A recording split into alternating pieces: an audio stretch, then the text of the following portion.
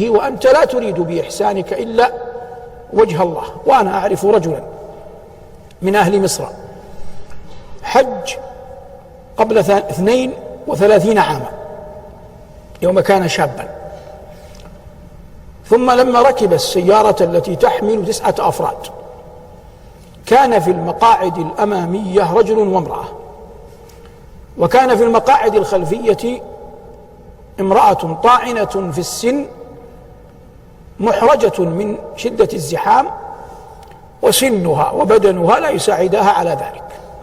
فذهب هذا صاحبنا أو نتكلم عنه يعني إلى الرجل الذي في الأول، وأخذ يقنعه أن يعود حتى تتقدم هذه المرأة المسنة، فأبى فما زال معه، فقبل. فرجع الزوج الذي كان مع زوجته تأخر، وتقدمت هذه المرأة المسنة. لما شعرت بالراحة واستطاعت أن تطلق قدميها قالت له بلهجتها، لكن هذا مجلس علم لا يتكلم فيه بغير الفصحى، قالت له ما معناه باللغة: لا حرمك الله من الحج كل عام.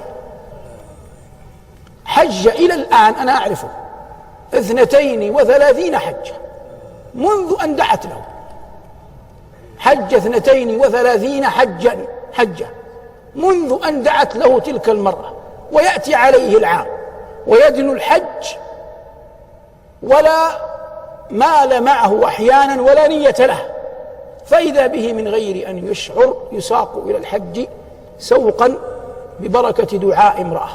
يقول علي رضي الله عنه: إن الله أخفى 2 في 2، أخفى رضاه في العمل الصالح، فلا تدري أي عمل صالح صنعته هو لله أرضى، وأخفى أولياءه في عباده، فلا تدري أي عباد الله هو ولي لله.